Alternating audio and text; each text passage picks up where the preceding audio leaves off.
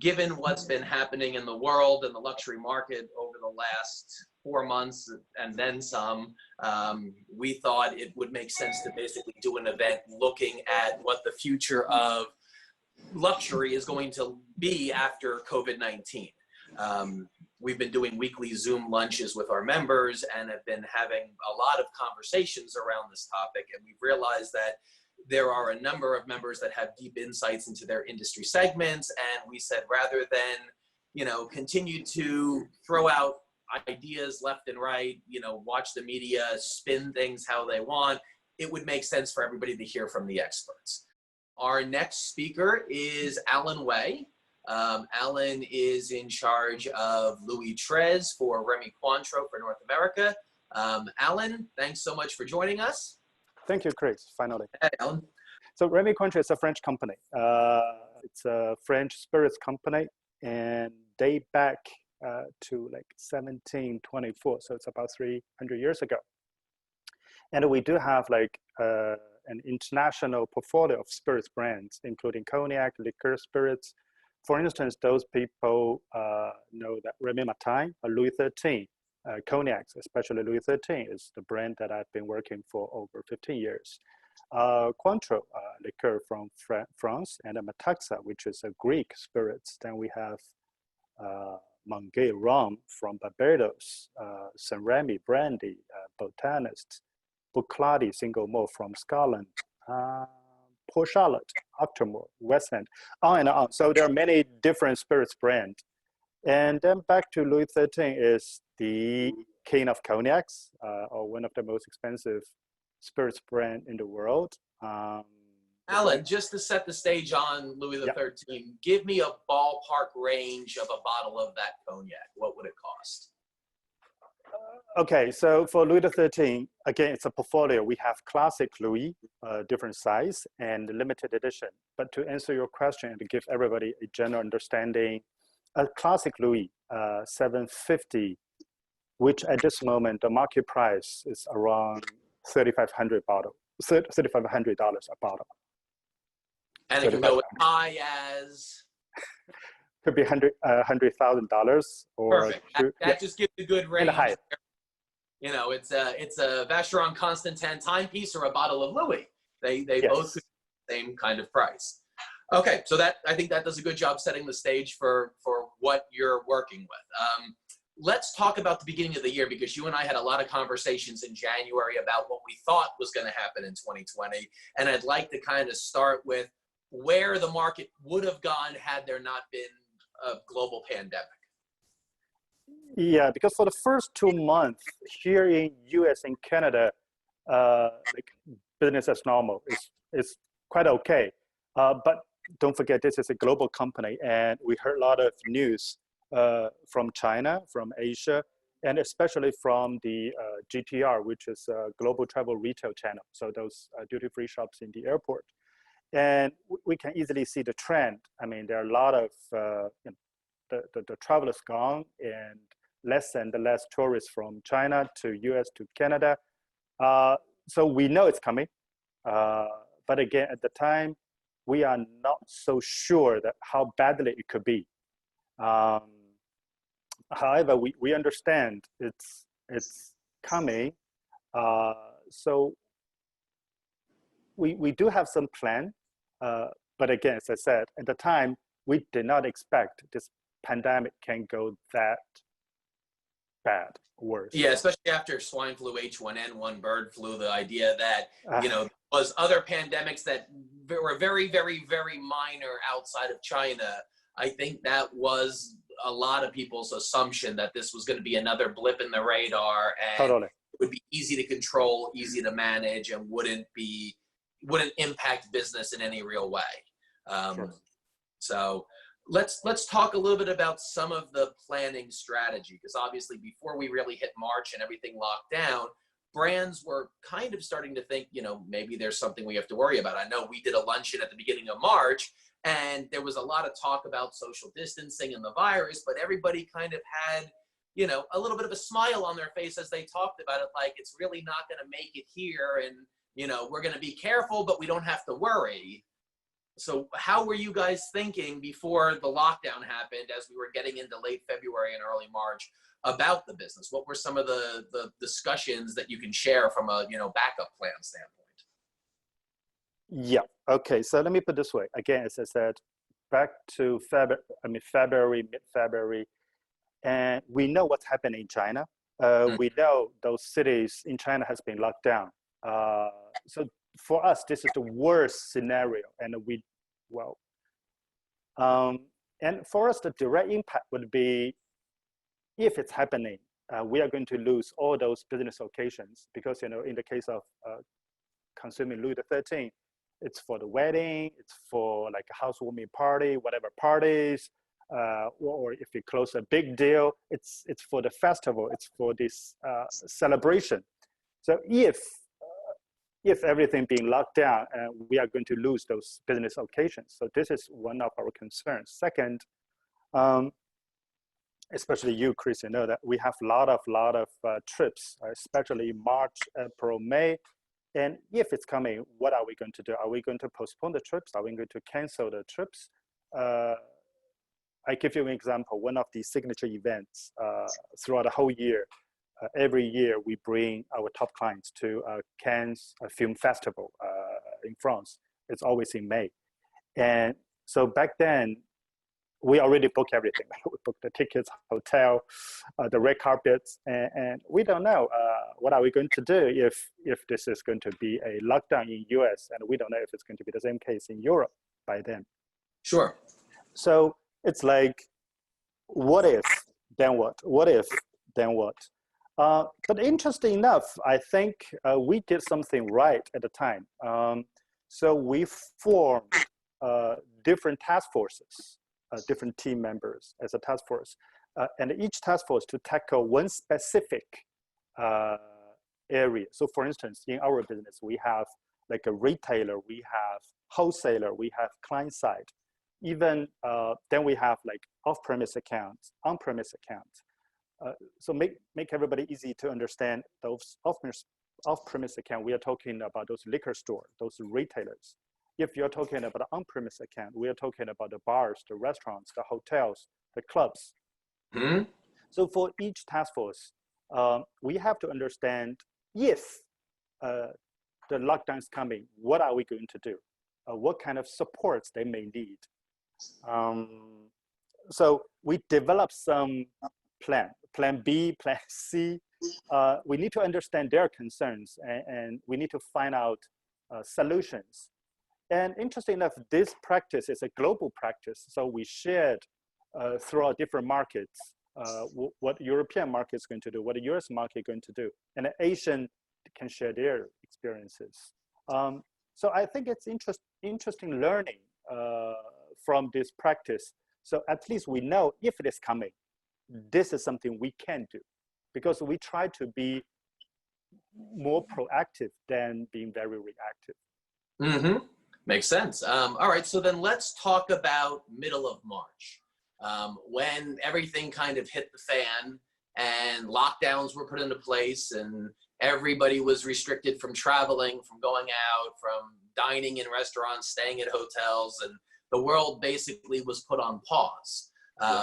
When that happened, I guess the two questions are, one, what backup plans made sense at that point? Because obviously, plan A, plan B, plan C, what if this happens, here's what we'll do. Which one kind of took hold at that point, and it was, okay, this is our best answer? And then how did you guys pivot in the first couple of months? Let's kind of just talk through second quarter while it was still uncertain, is the world going to reopen? When is it going to reopen?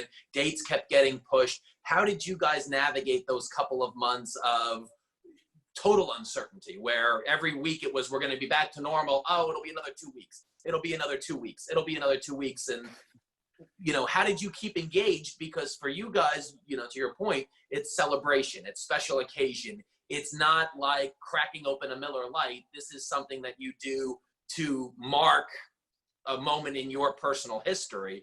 How did you guys keep that connection and that specialness of your brand when nobody could do anything or go anywhere? Yeah, good question. So let's separate. One on this hand is more like a clients, those end consumers, those people Yep. who's going to enjoy Louis. Another side is our business partners, those restaurants, bars, hotels, those liquor store and the retailers. So let's try to separate. Perfect. So for the client side, we understand the safety and the well-being is the number one concern from our end. But we have to show our care, show that, this is our biggest concern. So we have like developed kind of system, like a touch point system. So instead of like, I don't talk to you for a month or I don't see you a quarter. So I want to make sure each of our clients being taken care of in one way or another. So for some clients, every 3 weeks, 4 weeks, we have some, virtual Zoom tasting, or we call care pack to our top clients. And for some others, we just want to make sure they know we care. Okay, so this is one. Well, wait, let's pause on that because I want to talk a little more about that, because one of the things that I saw a lot of in March and April was every company in the world had to send out an email saying we're here for you, when really most of them just sent the generic email. Or every company that did a commercial did the same commercial. In fact, I believe I posted this on LinkedIn. Sad music, empty streets, balls rolling across the playground with no kids. And then we're in this together and we're here from you. And if you want to spend lots of money on a car or, a trip or anything else, we're happy to take your money. But just make sure we're here for you. And I know we had a lot of conversations about how it was so disingenuous that nobody bought into those commercials. Nobody thought those companies really cared.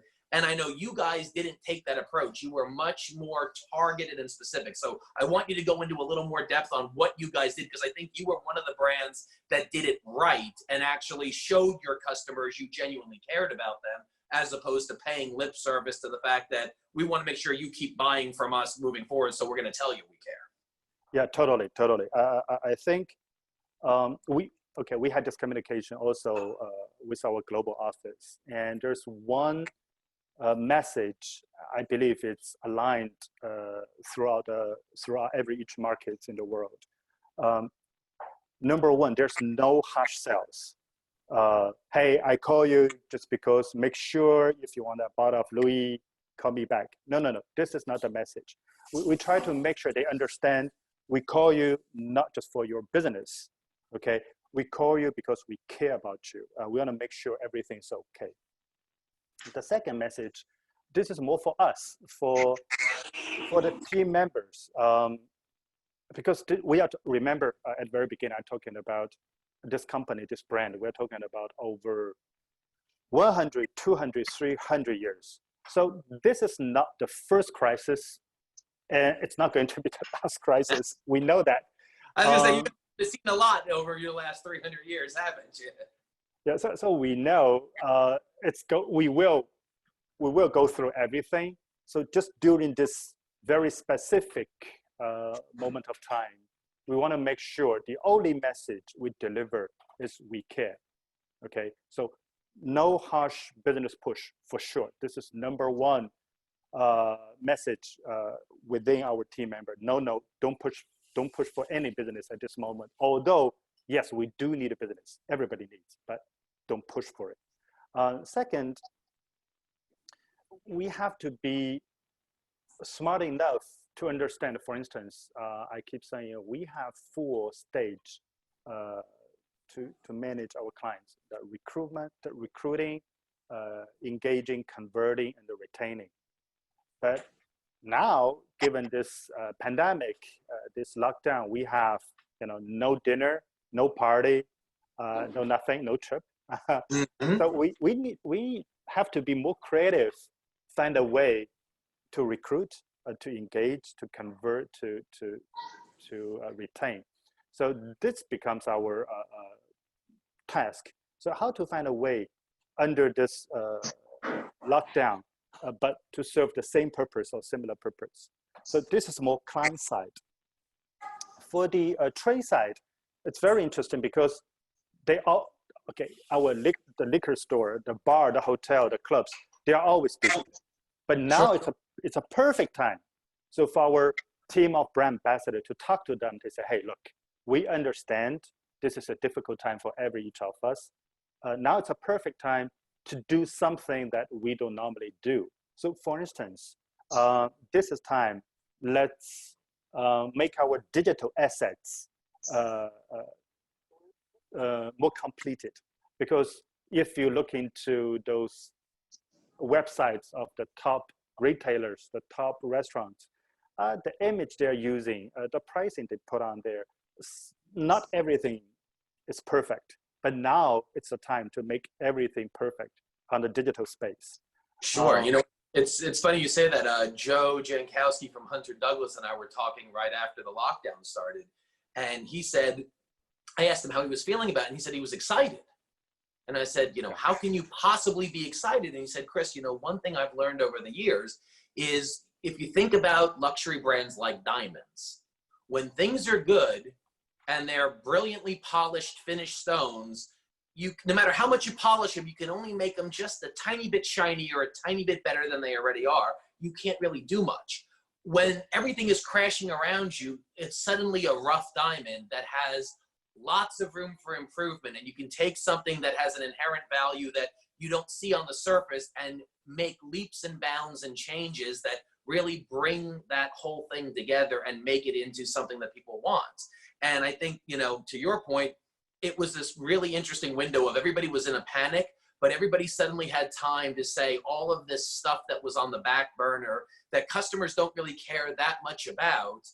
We now can really focus on tighten up, clean up, and make a part of our business without, worrying about losing what is driving revenue. Yeah, perfect. Yes. Okay, so talk to me a little bit about where we are now. I think the question that everybody really cares about is what's the future of luxury? So what have you guys implemented that's going to stick moving forward? How are you changing your marketing strategy? What are you predicting for the rest of the year? Are you looking to get back to live events anytime soon? Or are you saying, it may be longer than we anticipate and we need a different way of keeping these customers engaged? Okay. And you can break that question down however you like as well.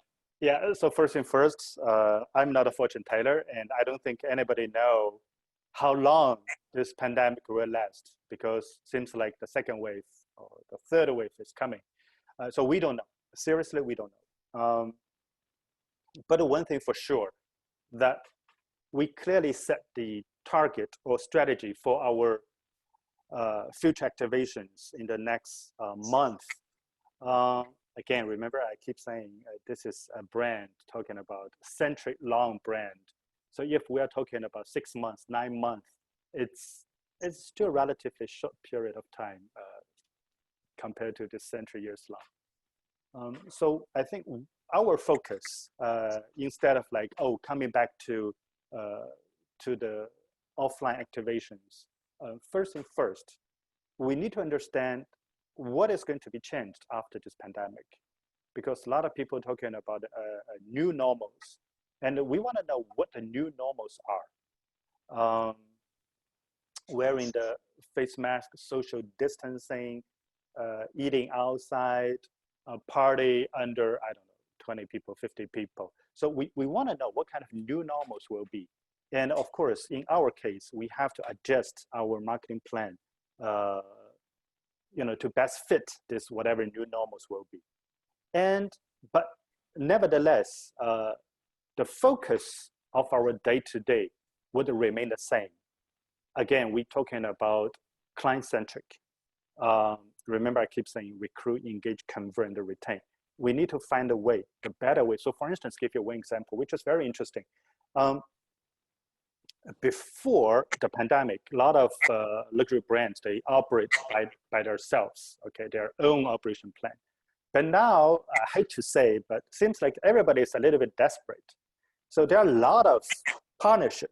There are a lot of cooperations coming up.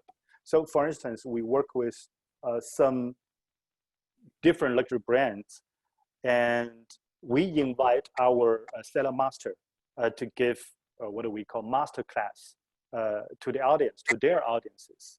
And they bring someone, it could be a car owner, it could be a luxury timepiece owner, to the Louis tasting. And this is how we recruit, because we don't do this very often before. Mm-hmm. And funny enough, one event we hosted before, just, a couple of weeks ago, it is the very first time we tried.